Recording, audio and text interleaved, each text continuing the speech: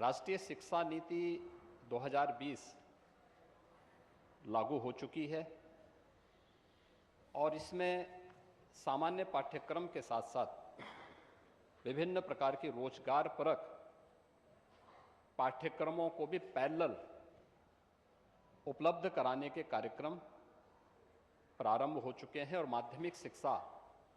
के क्षेत्र में भी राज्य सरकार ने उस अभियान को आगे बढ़ाया है जिसमें सामान्य पाठ्यक्रम को जारी रखते हुए पैरामेडिकल का, ड्रोन टेक्नोलॉजी का,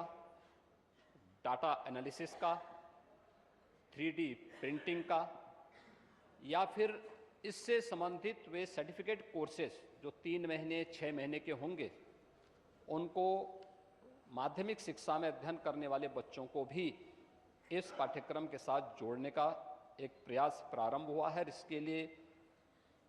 पहले से ही व्यावसायिक शिक्षा के पाठ्यक्रम में व्यापक परिवर्तन करने के कार्य हो रहे हैं। जहां तक आप जैसे माननीय सदस्यों का यह कहना कि कोई भर्ती नहीं हुई है या अव्यवस्था है, मुझे लगता है आपकी पीड़ा मैं समझ सकता हूं, क्योंकि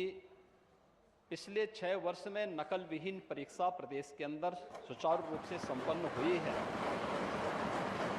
और नकल माफिया पर लगाम कसी गई है।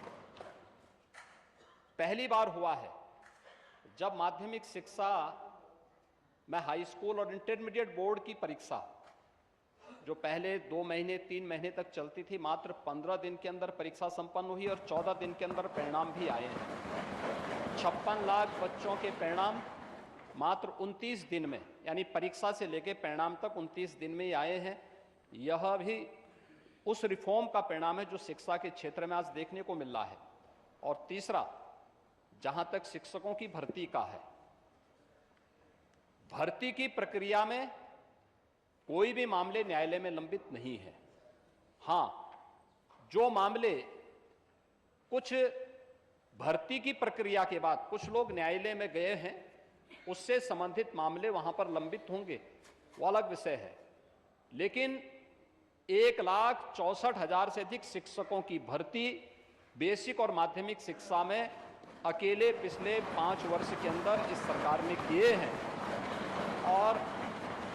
शिक्षकों की भर्ती की प्रक्रिया को युद्ध स्तर पर अगर कहीं वैकेंसी है,